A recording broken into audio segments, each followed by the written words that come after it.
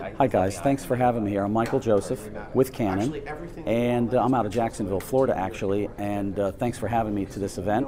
It was kind of cool coming with Paul and visiting everybody this week and helping you out with questions. Now what we just did, or what you're about to see, is kind of a step up. We went from the 14-2.8 rectilinear and then took additional primes, all the 1.4s and 1.2s that we've got here in our grab bag, and Michael here stayed at the same distance from the subject and just stepped it up. And then we talked about maybe some of the characteristics or benefits of each lens along the line. And also on your camera setup, he was shooting a 5D2, full chip obviously, and I think he did everything wide open. So to accomplish that, he rode and adjusted the ISO a little bit so that he could stay wide open on each one of those lenses. And in just a few minutes, you'll see what he did for you. It's kind of cool, actually. That, of course, is the 14-2.8. The really cool thing is it's the widest rectilinear lens on the planet, and where it shines is in interior architecture. You don't get the funky bow like you would on a 15 fisheye, which that has its own really cool look. We've got one of those coming up next. But this is great, and of course, it's fairly fast being a 2.8. Beautiful lens, highly desirable. This is the 15 2.8 fisheye. Love to have this in the bag, even if you're just only using it very limited, just a salt and pepper, you know, to have some really cool perspectives. I love especially the close focus on this. You can make an object that you're photographing just so cool looking, and it looks huge. You can also distort facial. Yeah, there you go. That's awesome. So that's the 15-2.8. It's a rectangular fisheye filling the frame. And of course, we don't have it. We got to play with the prototype late last fall, but we got the new fisheye zoom coming out. It's an f4, it's an L lens. We can't wait to get our hands on it for everyday use because it's two lenses in one. It's going to give you that same rectangular fish effect, which is almost like 180 degrees from left to right, and gives you a 360 circular in the same lens. And we don't have the exact price on that yet, but that's going to be cool. But that's the 15-2.8 right now we're looking at, fisheye. Now we're looking at the 35-1.4. Great lens, tack sharp, gives you an excellent perspective without really any visible distortion.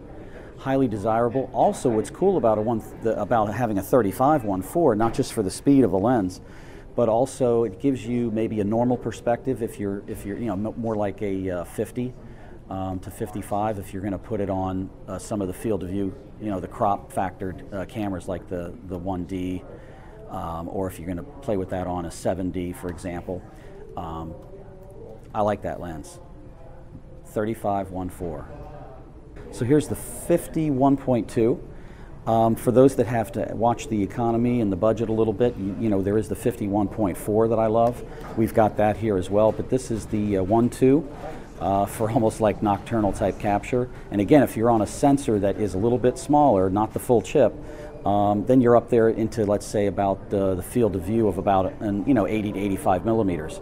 So again, it has its place. And then on the full chip, you're back to the standard 50. But a great, super great low light lens, and probably one of the most, I would say, attended lenses of the event that I've seen around here this week, the 51-2. This is the 51-4. This is what I carry in my bag. For the work that I do, I don't necessarily need the 1.2. I'm pretty happy with the 1.4, and I like its compact size. It also gives you some savings on the budget. I think it's a fabulous lens. It's not of the L quality in the case and in the enclosure and, let's say, some weatherproofing that you're going to find on an L lens like the 1.2. But for the economy of it, I think it's a fabulous choice. I have some friends that I've sent along with them on sometimes a whole, they've traveled the globe, and they actually own the 85-1.2 and the 50-1.2, both. But they say, dude, I'm going far and wide, and I got to go light. So I loan them my 1.4 like that. And I also have an 85-1.8, which that's coming up soon, which that saves you some weight and some price. Even though that 1.2 85 is so popular, that's coming up here in a minute. 85-1.2. Yeah, I'm going to quote Paul. It's one of the best lenses ever made, one of the sharpest lenses, And again, it's got its own look. The out of focus portion, the bokeh that's created because of the blades and the construction of just the whole design of the blades themselves gives that look unlike anything else in your bag. But there's a price to pay for it, but it's gorgeous. And so people just bite the bullet and get it. Now we're grooving with the 85-1.8. It's a money saver. It saves you on space, weight. If I sent you out to photograph stills of a boxing match, I probably wouldn't send you with the 85-1.2 because there's so much glass to turn and focus. But this thing's going to have lightning fast speed in terms of focus, and but not quite as fast in terms of low light. It's 1.8 instead of 1.2. But a great lens, and it doesn't break the bank. Love it. I personally have that in my bag. 135-2.0, just as gorgeous and dangerous as the 85-1.2. You got to know what you're doing.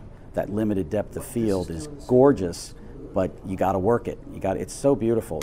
I definitely have this lens in my bag. It's worth every penny, and actually it's still fairly economical. It's a beautiful L lens. Look at that. Oh, did you get updates? And again, it has its own characteristic of that out of focus portion, like the bokeh. Look at his ears back there on my left, on our left right now, versus his eyes. Yeah, get the eye. Look at that. That's absolutely beautiful. So somebody that knows what they're doing with an 85-1.2 and a 135-2.0, it's a beautiful piece of art. Wonderful lens. Oh yeah, sweet.